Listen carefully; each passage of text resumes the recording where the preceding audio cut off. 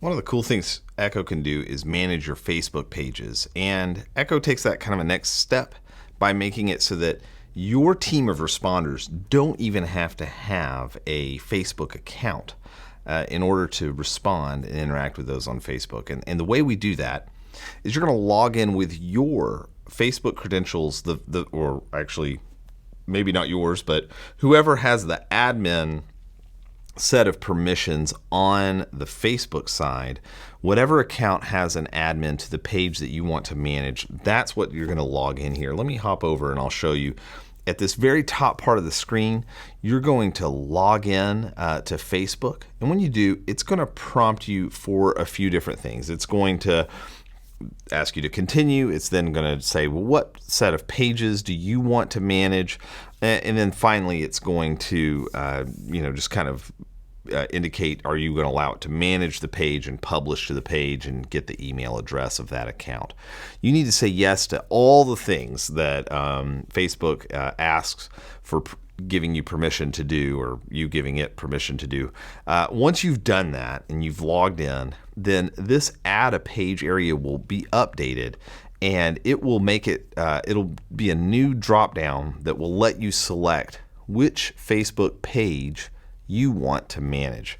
And then all you have to do is choose those individual pages, and when you do, those will show up down below here in the pages area for you to be able to then begin to assign to a permission set to let users manage. So the steps are: log into Facebook at the top with your Facebook account, choose your page from the drop-down list, and then it will show up down below.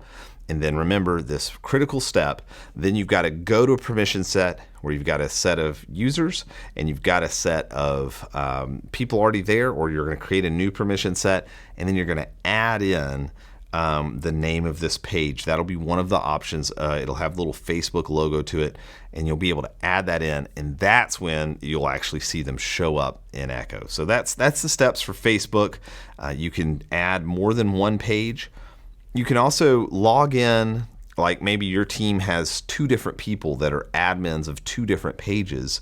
Well, as long as you can get them to, you would be logged in as the admin, get them to come over, log in with their Facebook credentials, then that would allow you to then grant access to Echo to have access to that. Now that's going to work most of the time. Occasionally, though, some things can trigger a revocation, I guess. Revocation, is that the word? Where in here you would see like a little red kind of skull and crossbones. And if you see that kind of here next to Socially You or Radiohead Support Group or God Speaks, these would show this kind of little icon like a skull and crossbones with red. That indicates that we need to re-log in at the top. You'll also receive an email notification when that happens. Usually that happens because the Facebook admin of that page has changed their password.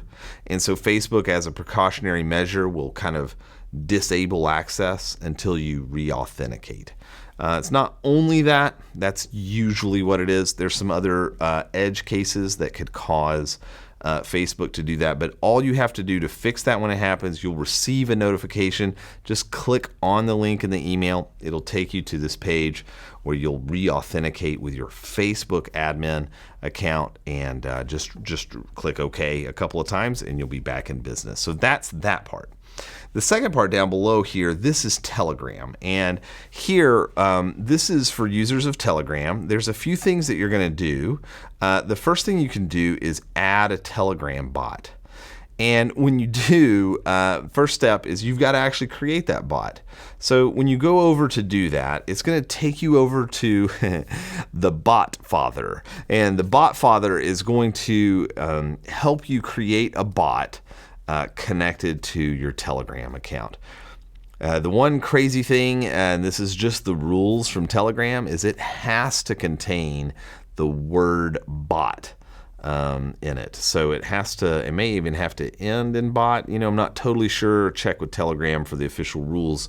I don't want to lead you wrong on that, but you're going to have to create a bot. You're going to go through that process. Telegram is going to ask you a series of questions.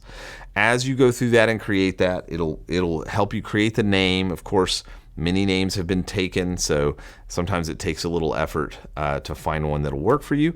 Once you get that, the bot is created, then you're going to come back here and then paste in the API key that Telegram is going to give you. So at the end of that, it'll give you that API key. You can paste that in here to use that with Echo. So once you've done that, you would click continue, and then that would set it up.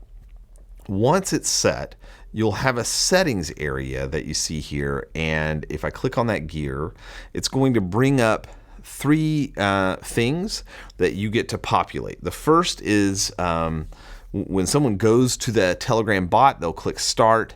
When they do, it's going to send this command back, and of course this can be in any language and whatever you want it to say back to them. So it's kind of like when they start /start, that's going to send this message. When they type in help, here's the message that they would receive. And then when they type in stop, this is what you can have as the ending. So those are your three options that you have, kind of automated messaging that can be sent out on your behalf. That start message could include a lot of things. So it doesn't just have to say like, please wait while we find someone. This could also go in and do a lot more than that, right? So this could go in and say something like, go ahead and give a little bit of a message of what your purpose is in your ministry, and how you could maybe even a link to something that could help them if you're not staffed to answer very quickly.